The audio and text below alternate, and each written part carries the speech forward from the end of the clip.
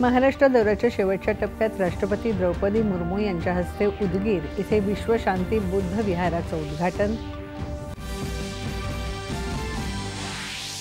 उदगीरमध्ये मुख्यमंत्री माझी लाडकी बहीण योजनेसह अन्य योजनांच्या महिला लाभार्थी मेळाव्याला राष्ट्रपती उपस्थित। लाभार्थ्यांना प्रातिनिधिक स्वरूपात सन्मानपत्र प्रदान। पंतप्रधान नरेंद्र मोदी आणि ब्रुनेईचे सुलतान यांच्यात शिष्टमंडळ स्तरीय चर्चा। व्यापार, वाणिज्यिक आणि सांस्कृतिक संबंध दृढ करण्यावर सहमत। अनेक करारांवर स्वाक्षऱ्या।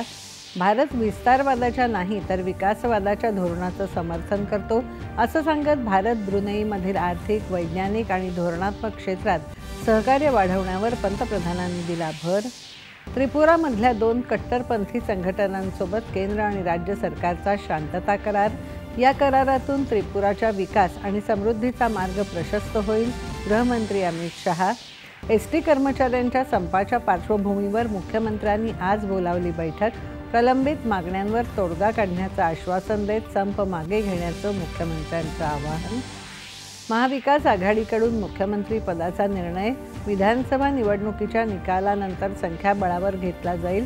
आता केवळ स्थिर सरकार देणं हा उद्देश। शरद पवार यांचा पुनरुच्चार। राज्यात मुसळधार पावसामुळे झालेल्या नुकसानीचे ताबडतोब पंचनामे करण्याच्या आणि आपदग्रस्तांना तातडीने मदत उपलब्ध करून देण्याच्या मुख्यमंत्र्यांच्या प्रशासनाला सूचना। आणि पॅरिस पॅरालिम्पिक स्पर्धेत आज गोळाफेक F46 प्रकारात पुण्यातल्या सचिन खिलारीनं जिंकलं रौप्य पदक। भारताची 21 पदकांची